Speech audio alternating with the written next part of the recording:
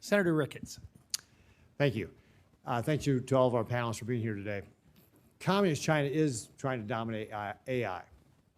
They're trying to do it for a variety of reasons, but one of the biggest reasons is they think this is how they can dominate us militarily, whether it's through swarms, hypersonic missiles, attacking us through cybersecurity, that sort of thing.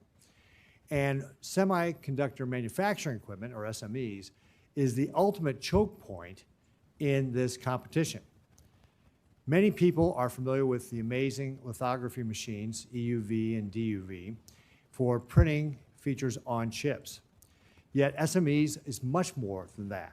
It also includes hundreds of other advanced technologies like testing machines, etch tools, chemicals, and specialized design software.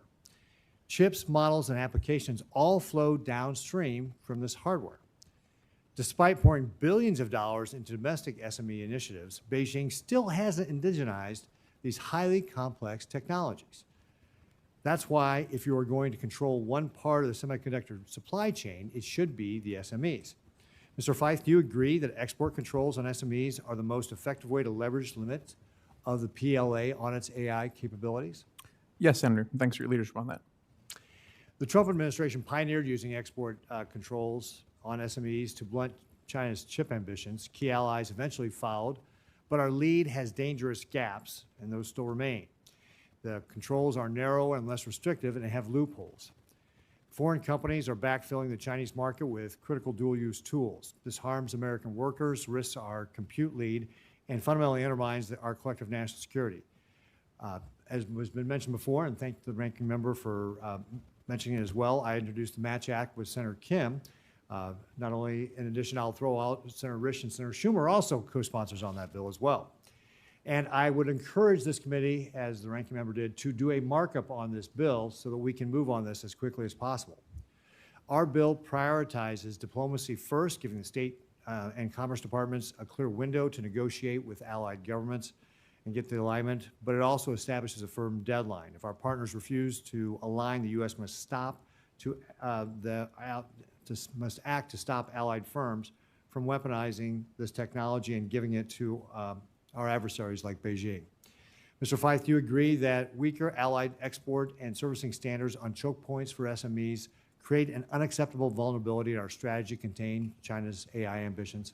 Absolutely. As you said, the Match Act looks to build on the first Trump administration's export controls on EUV lithography, which have been by far the most effective and crucial across years and demonstrate the enormous benefit that we can get from these export controls. And I think expanding that in the way that the legislation points to make sure that we are aligned with allies as much as possible and that we have additional lithography technologies like DUV immersion covered is really very important. The Match Act provides a clear timeline for diplomacy, but we cannot negotiate indefinitely while Communist China continues to advance. If our allies fail to match our prohibitions within the bill's timeframe, do you support applying foreign direct product rule to close foreign compliance gaps? Mr. Feith? Yes, and I think that reflects the record. I mean, it was the ability to do that and to negotiate with that possibility that has gotten us the best cooperation we've had over the last 8 or so years with the Dutch. We do want to negotiate, but we also have to have a hammer, right? Certainly. If we don't act now to close these loopholes, we run the risk that Beijing indigenizes and dominates SME, just like they did for EVs and critical minerals. Do you agree that it is critical that export control loopholes are closed as soon as possible? Yes, sir. Another reason why we should get the markup on this. China's civil-military fusion strategy ensures commercial breakthroughs immediately advance the PLA. And it eliminates the boundary between civilian technology and military end uses. By law, if Beijing asks, companies must hand over any technology to the military. The Pentagon understands this is a massive challenge. It just expanded a list of Chinese military companies, the 1260H list, and added several prominent consumer technology titans. The list restored memory chip makers CXMT and YMTC, but it also added 3 of China's top AI builders, Alibaba, Baidu, and Tencent. Because of this civil-military fusion, it is impossible to track or control any technology once it enters technology. That's why we have some of these other things like the Chip Security Act to mandate location verification technology is a key part of managing this challenge. We need to make sure that we have this. Mr. Feith, if China's military civil fusion economy, do you support the Match Act's appropriate countrywide controls as a choke point on SMEs and its efforts to apply these controls to other affiliates and subsidiaries? Yes, certainly, Senator. And I'll just say quickly on the 1260H list and Alibaba, it speaks to the question that Chairman Scott also led with respect to Alibaba and the Anthropic distillation.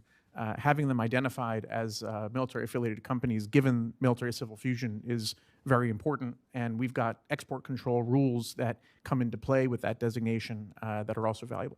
Great, thank you.